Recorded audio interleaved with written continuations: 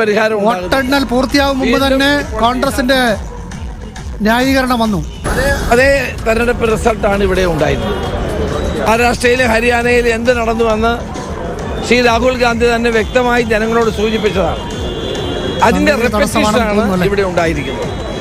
അപ്പോൾ ഇന്ത്യയിൽ ജനാധിപത്യം അപകടത്തിലാണ് എന്നുള്ളതിന്റെ ഏറ്റവും വലിയ സൂചനയാണ്. നിഷ്പക്ഷവും നീതിപൂർവമായ നിലയിൽ ഇനി ഇന്ത്യയിൽ തെരഞ്ഞെടുപ്പ് നടക്കില്ല.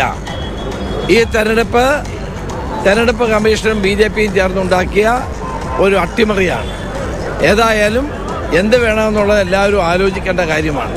ഇനി അവരുടെ മോഡി ഷാ ഭരണത്തിൻ്റെ കീഴിൽ ഒരു നിഷ്പക്ഷ നീതിപൂർവമായ തെരഞ്ഞെടുപ്പ് ഇന്ത്യയിൽ നടക്കില്ല എന്നുള്ള ഇതിൻ്റെ ആവർത്തിച്ചുള്ള പ്രഖ്യാപനമാണ് ബീഹാറിൽ നടന്നത്.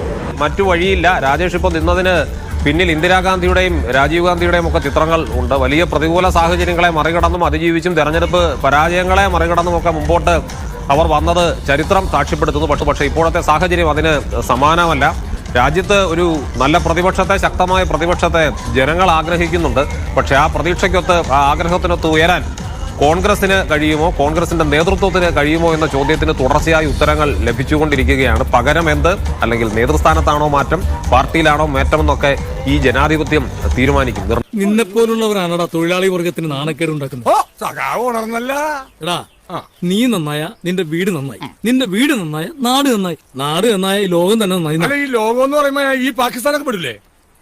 അങ്ങനെ ഞാൻ പണിയെടുത്തിട്ട് പാകിസ്ഥാൻ നന്നാവണ്ട. ഭാരത് മാതാ കി ജയ്.